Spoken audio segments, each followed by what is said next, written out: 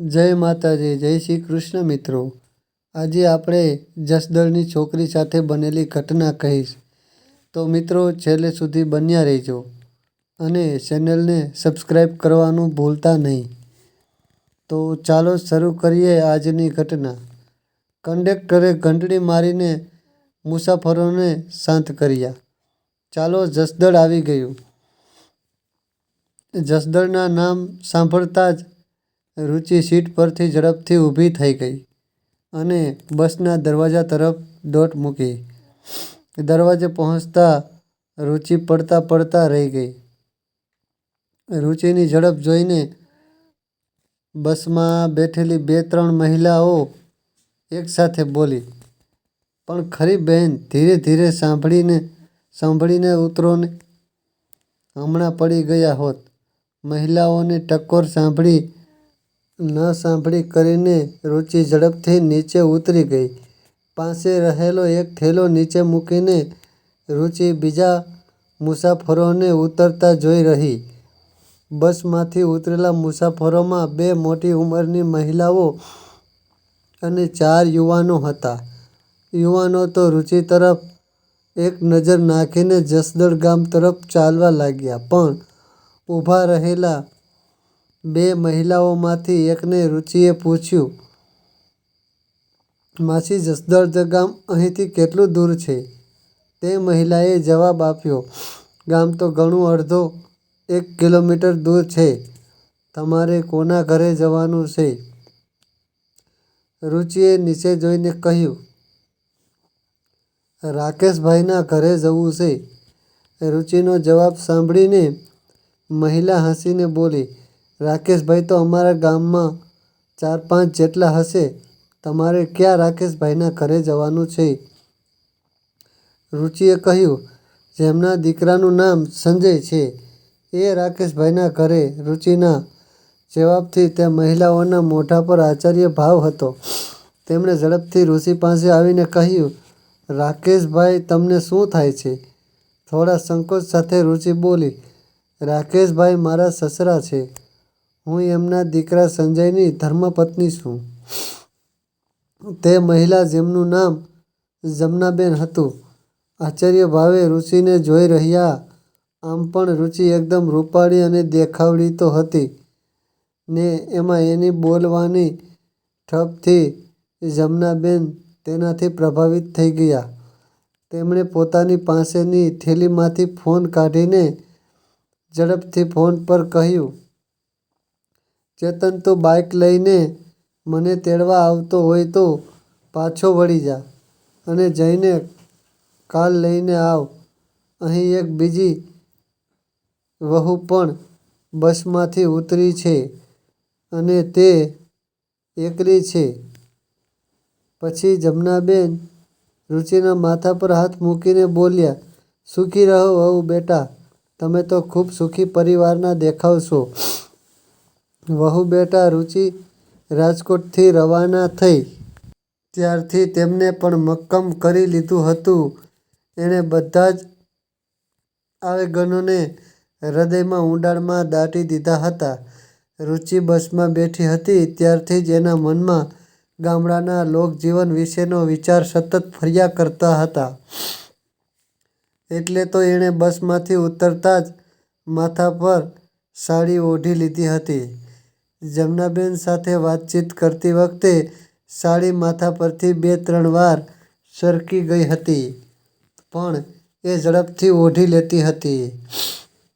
આ સાડી ઓઢવાના ચક્કરમાં જમનાબેન ખૂબ સુખી પરિવારના દેખાવ છો વહુ બેટા, એમ પૂછ્યું ત્યારે વાતનો જવાબ આપવામાં રુચિને થોડીક વાર લાગી।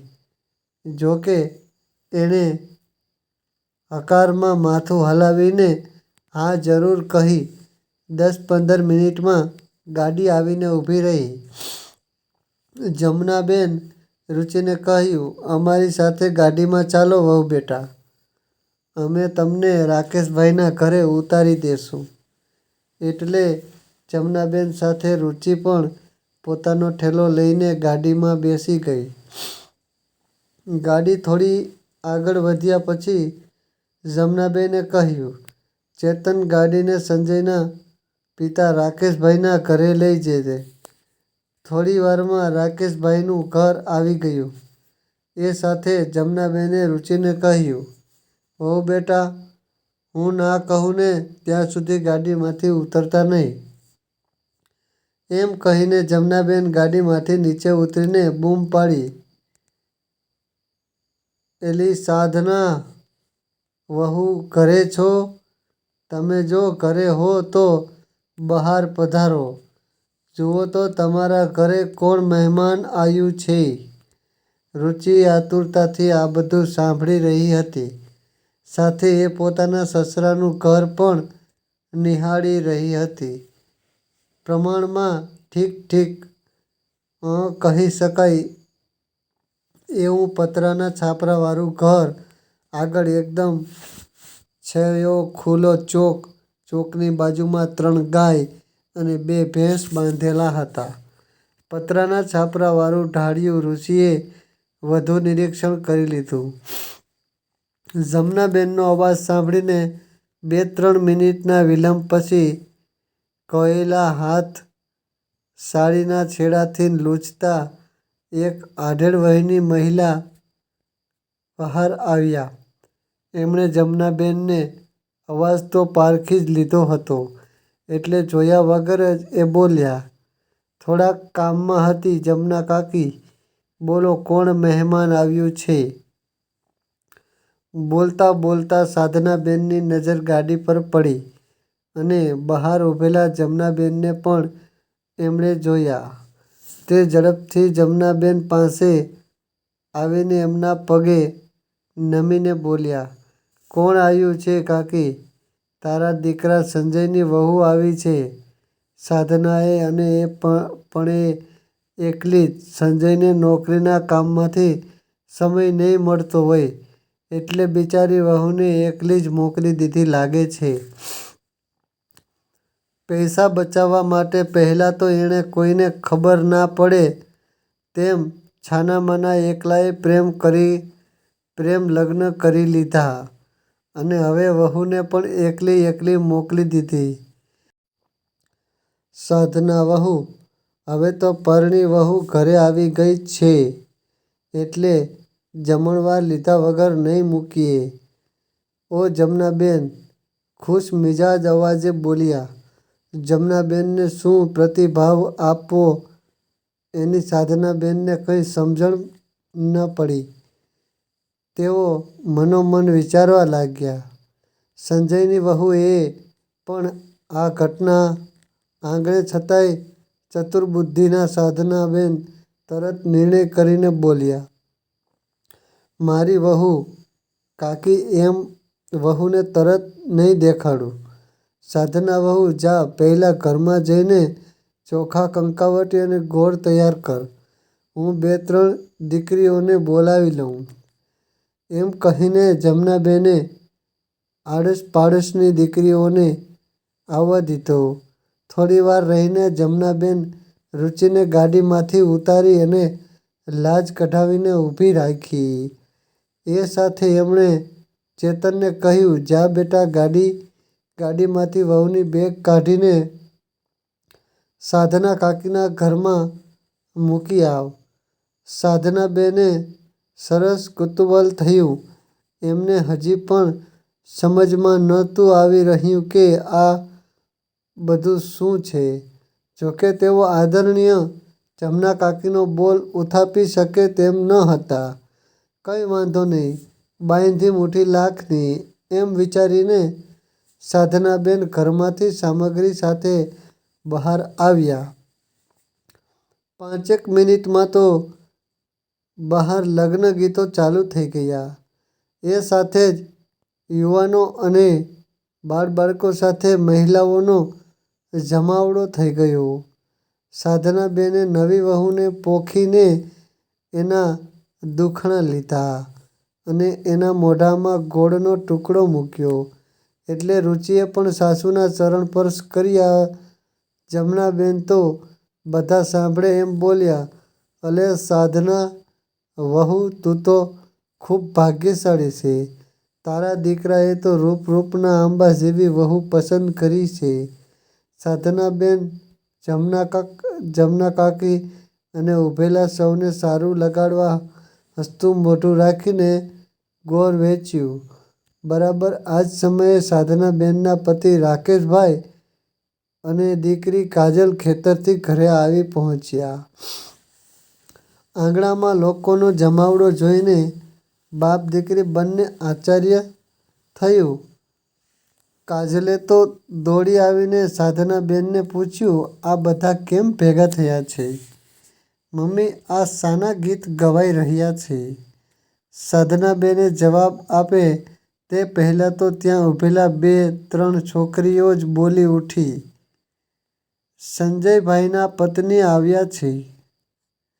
કાજલ બિચારી, એને તો હજી એ માનવા નહોતું આવતું. જોકે સામે ઘૂંઘટ ઓઢીને કોઈ ઊભું હતું એ કાજલે જોઈ લીધું હતું. વળી કોઈ જુએ નહીં એમ સાધનાબેને કાજલને આંખના ઈશારે ચૂપ રહેવાનું કહી દીધું હતું. રાકેશભાઈ પણ પૂરેપૂરી મૂંઝવણમાં હતા. જતાં મનમાં કંઈક સૂચી આવતાં કાજલ ઝડપથી રુચિ પાસે ગઈ. ભાભી કહીને રુચિનો ઘૂંઘટ ઊંચો કરીને જોવા લાગી. એ સાથે જ એના આશ્ચર્યનો પાર ન રહ્યો. ભાઈ સંજયે મોબાઈલમાં તેની પત્નીની ફોટો બતાવ્યો. એ રુચિ જ હતી. ચાલો ભાભી હવે ઘરમાં એમ કહીને ખુશખુશાલ કાજલ રુચિને ઘરમાં લઈ ગઈ. દીકરી કાજલના હાવભાવ જોઈને સાધનાબેનને ખબર પડી ગઈ કે આ છે તો દીકરી દીકરાની વહુ જ. એમના હૃદયને થોડીક ઠાઠક થઈ.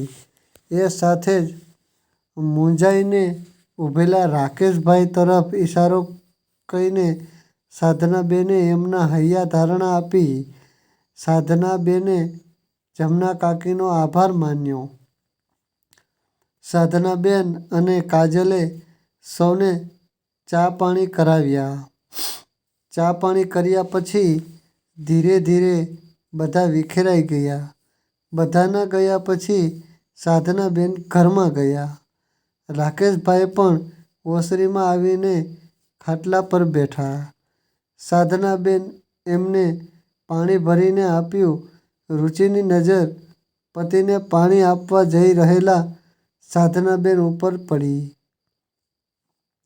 ટીવી સિરિયલો અને ફેસબુક પર વાંચેલ વાર્તાઓ રુચિની મગજમાં આવી એટલે તો એણે નણંદ માટે કાજલબેન સંબંધ વાપરીને કહ્યું, બારે ખાટલા પર બેઠા છે તે પપ્પા છે.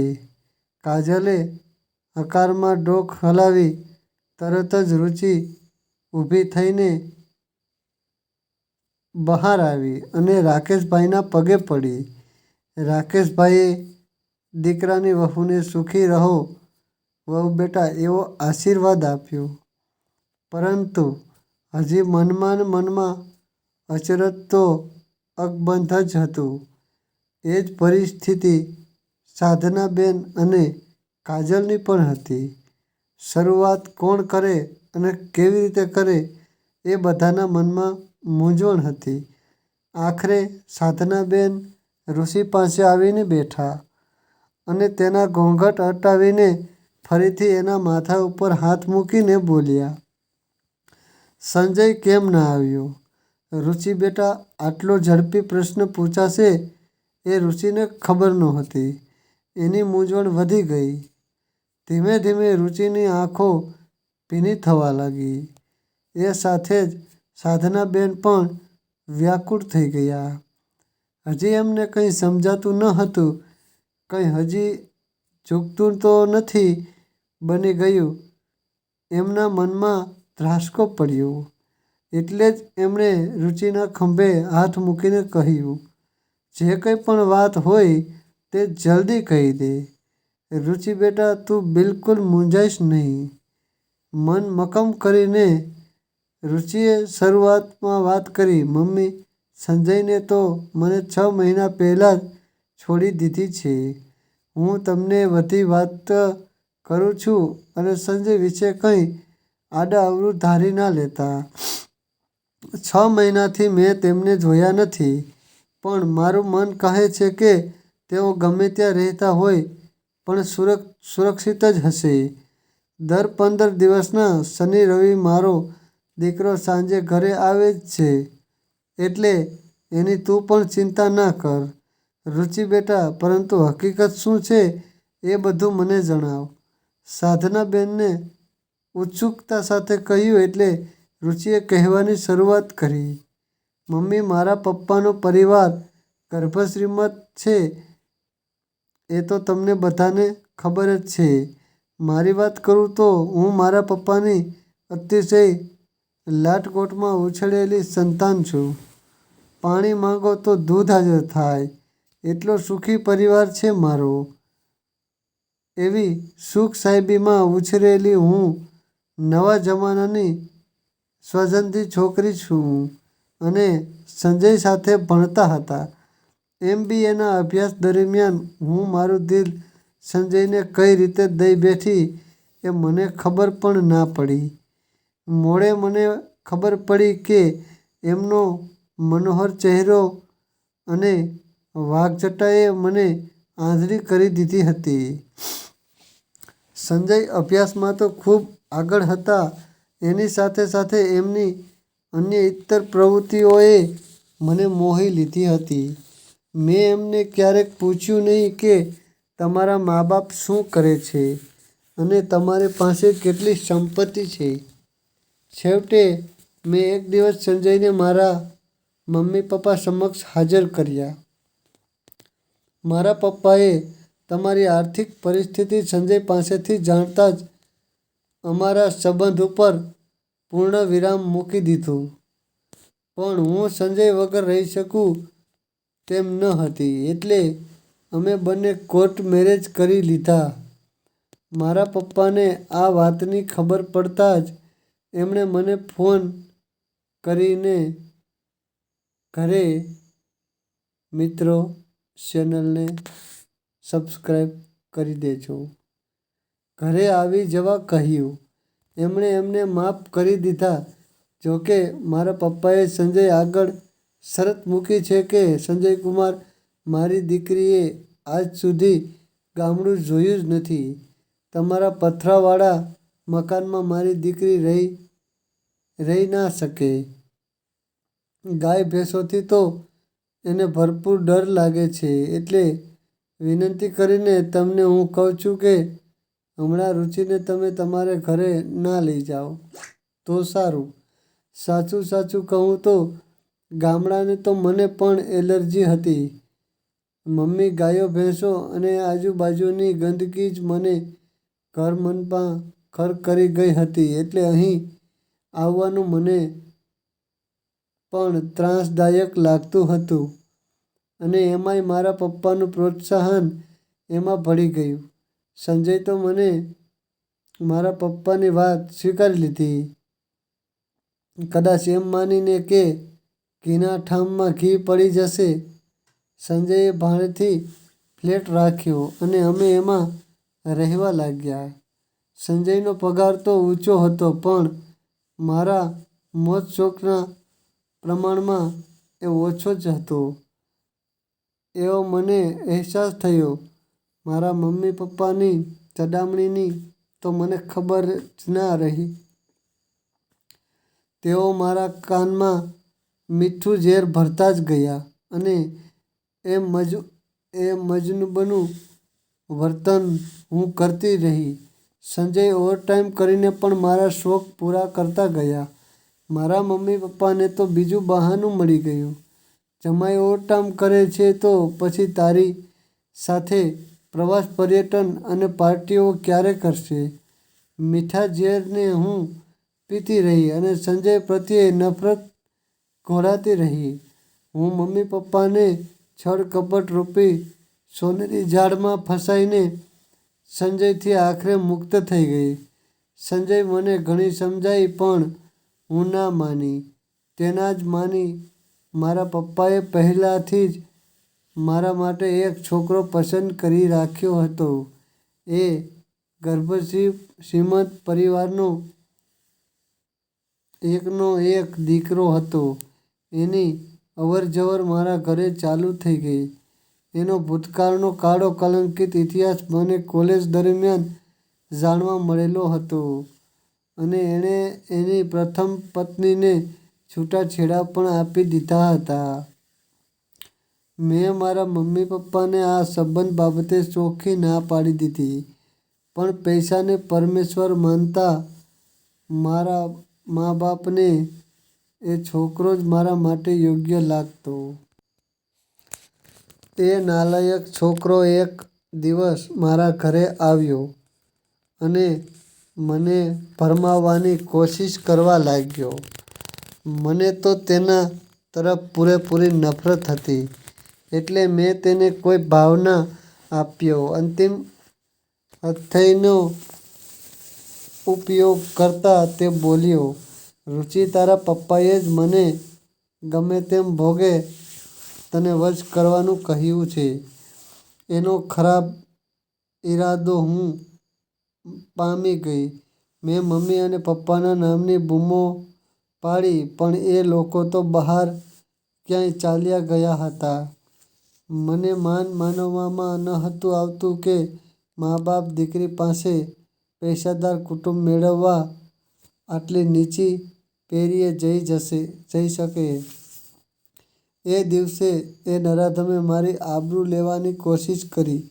હું લૂંટાઈ ગઈ હોત, પણ મારા પપ્પાનો જૂનો ડ્રાઈવર એની દીકરીના લગ્નનું આમંત્રણ આપવા ઘરે આવ્યો હતો. એણે મને બચાવી લીધી. તે નરાધમ ત્યાંથી પલાયન થઈ ગયો. મેં મનોમંથન કરી લીધું.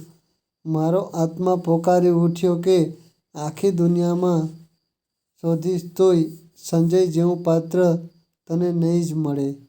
ક્ષણનો પણ વિલંબ કર્યા વગર હું અમારા વિશ્વાસુ અને ઈમાનદાર રસોઈયાને ઘરે આ ચાવી આપીને એની બધી હકીકત કહીને અહીં આવી ગઈ છું. મમ્મી, હવે તમે કે સંજય મને અહીંથી પણ ધકેલી કાઢશો તો આત્મહત્યા સિવાય મારી પાસે બીજો કોઈ રસ્તો નથી. મમ્મી, મને જિંદગીનું સત્ય સમજાઈ ગયું છે. મમ્મી, મેં બહુ મોટી ભૂલ કરી છે. હું હૃદયથી ખૂબ જ પછતાઈ રહી છું. મને માફ કરી દો. મમ્મી, હું સંજયને પણ માફી માંગી લઈશ. મમ્મી, હું અહીં રહેવા પણ તૈયાર છું. હું બધું જ શીખી લઈશ. બોલતા રુચિ રડવા લાગી. ધોધમાર વરસાદની જેમ એની આંખોમાંથી આંસુધારા વહેવા લાગી. એ બે પગ વચ્ચે માથું છુપાવીને બેઠી રહી. થોડી વારમાં જ તેની પીઠ પર ધીરે ધીરે કોકનો હાથ ફરી રહ્યો હતો. હા, એ હાથ સાધનાબેનનો હતો. દયામણના ચહેરે રુચિએ સાસુ સામે જોયું. સાધનાબેન પ્રેમથી બોલ્યાં, "રડ નહીં, રુચિ બેટા. જે દીકરાએ પોતાના મોઢેથી જ આજ સુધી કહ્યું નથી કે તે તેને તર છોડી દીધો છે, એ દીકરાએ તને ક્યારેય નહીં ધિક્કારે. એની ખાતરી હું આપું છું. તારા વિશે એક દિવસ પણ જેણે ફરિયાદ કરી નથી, એ દીકરો તને ક્યારેય પણ છોડશે નહીં. રુચિ, તે તારા સાસરિયામાં આજ સુધી પગ મૂક્યો ન હતો, પણ સંજયે ગમે તે બહાના બતાવીને કાયમ તારા વખાણ જ કર્યા છે.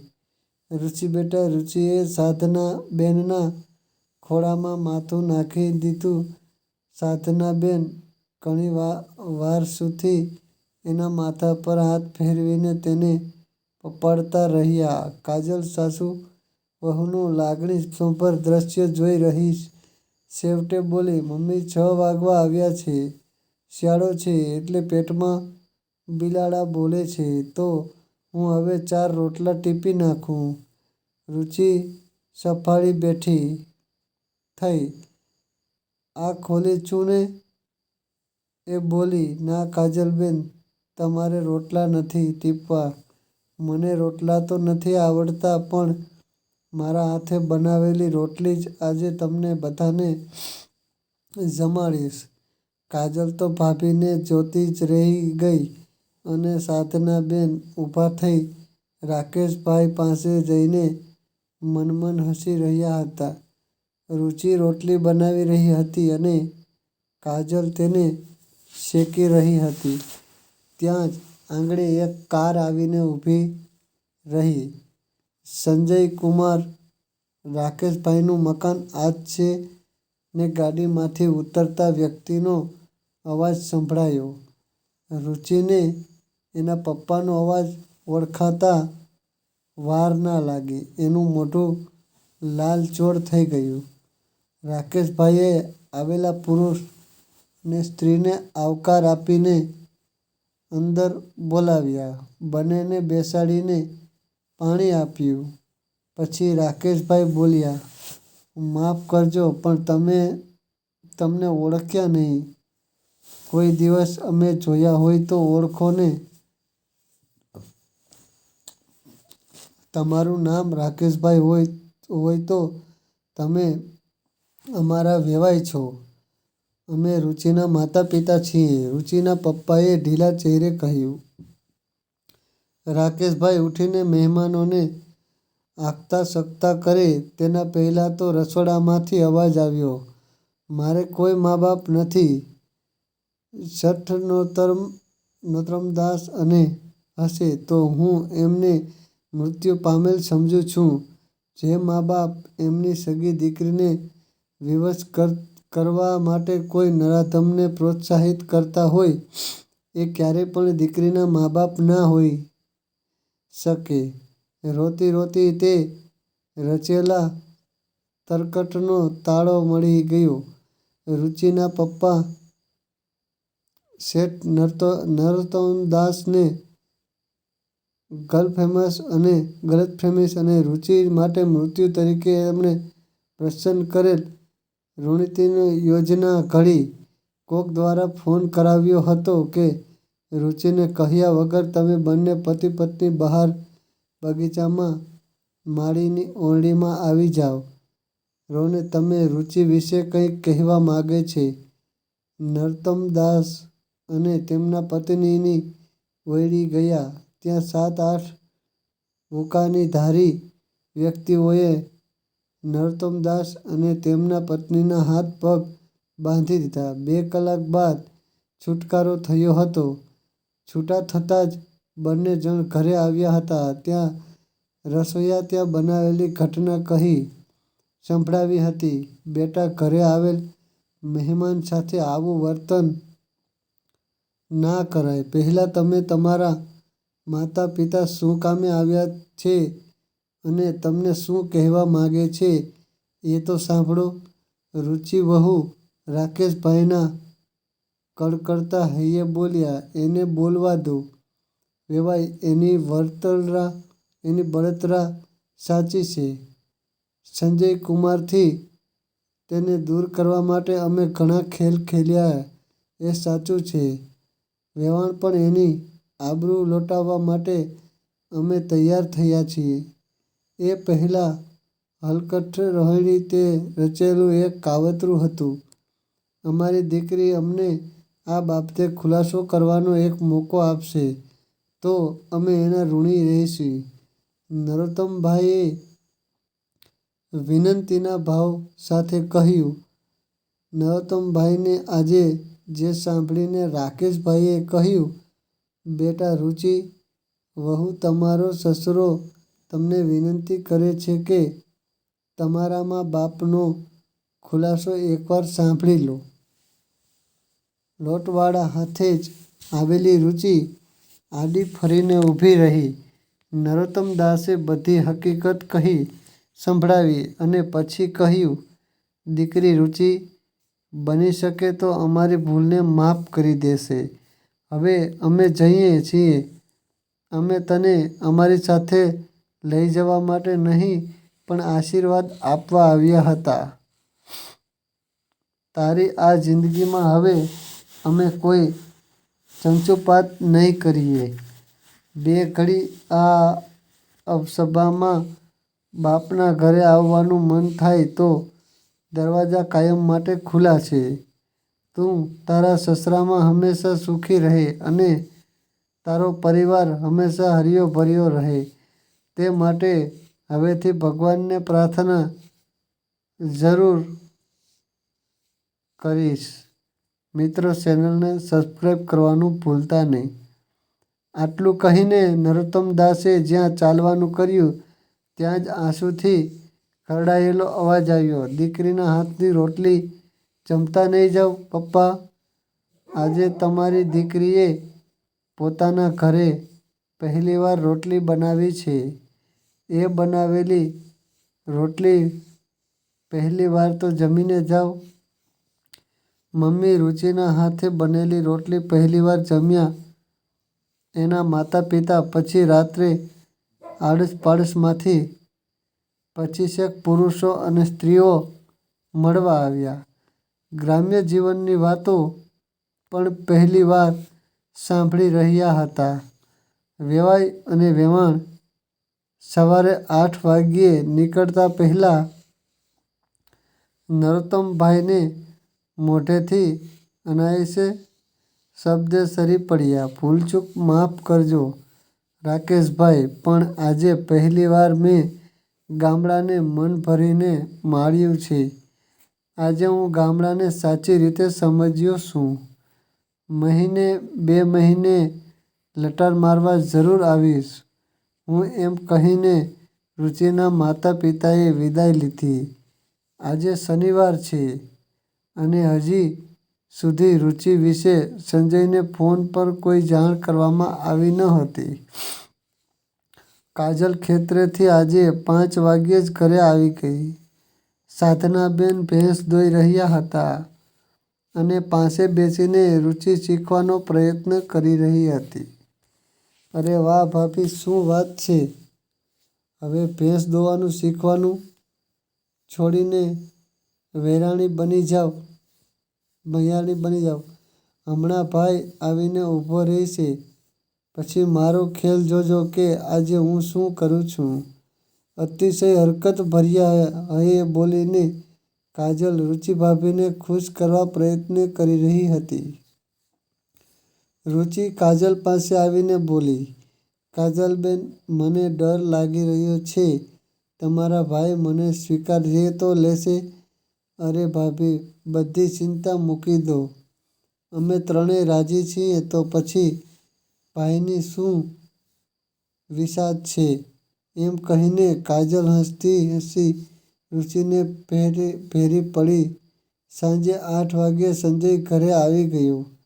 રાકેશભાઈ અને સાધનાબેન ગાયો ભેંસો આગળ મચ્છર ભગાડવા લીલા લીમડાના પાનનો ધુમાડો કરી રહ્યા હતા. સંજય ઘરમાં પ્રવેશતા જ ઘૂંઘટ તાણીને બેઠેલી સ્ત્રીને જોઈ સંજય કંઈ પ્રશ્ન કરે એના પહેલાં કાજલ બોલી, ભાઈ તમારા માટે સરપ્રાઈઝ છે. અમે તમારા માટે એક છોકરી પસંદ કરીને લઈ આવ્યા છીએ. તમને આ દુલ્હન જરૂર પસંદ આવશે. સંજય ઘડીભર એકટસે જોઈ રહ્યો. પાણીનો ગ્લાસ આપતા કાજલ બોલી, શું જુઓ છો? સંજય બોલ્યો, સાચું કહે છે કાજુ, આ રુચિ છે ને? ઘૂંટો તાણીને બેઠેલી રુચિ સ્તબ્ધ થઈ ગઈ. એ જ હાલ કાજલનો હતો. હોસ્ટેલની બાજુમાં સંતાઈને ભીત પાસે ઊભેલા રાકેશભાઈ અને સાધનાબેન પણ આશ્ચર્યચકિત હતા. મને વિશ્વાસ હતો કે રુચિને ભૂલ સમજાતા એ પાછી જરૂર આવશે. સંજય અનાયાસે આટલું બોલી ગયો. કાજલે વિનંતી કરીને ઘૂંટો તાણવીને પરાણે બેસાડેલી રુચિ શું થશે ના ડરની મારી સંકોચીને બેઠી હતી. તે સંજયના છેલ્લા એક વાક્યના અમૃતકુંભથી તૃપ્ત થઈ ગઈ. રુચિ નીચે ઊભી થઈને દોટ મૂકી અને સીધી સંજયના ચરણોમાં જઈને પડી. એના મોઢેથી વાક્ય નીકળ્યું, મને માફ કરી દો સંજય. સંજય તને ઊભી કરી અને કહ્યું, મને ખબર હતી કે સાચા પ્રેમને હંમેશા જીત થાય છે. તો મિત્રો, દરેક માતા પિતાને વિનંતી કે પોતાની દીકરીનું સુખ ફક્ત રૂપિયામાં નહીં પણ સાચા પ્રેમમાં શોધે. તો આજની વાર્તા કેવી લાગી અને તમે કયા શહેરમાં આ વાર્તા સાંભળી રહ્યા છો તે કમેન્ટ બોક્સમાં જરૂર જણાવજો. અને જો વાર્તા ગમી હોય તો લાઈક કરીને વધુમાં વધુ શેર કરજો.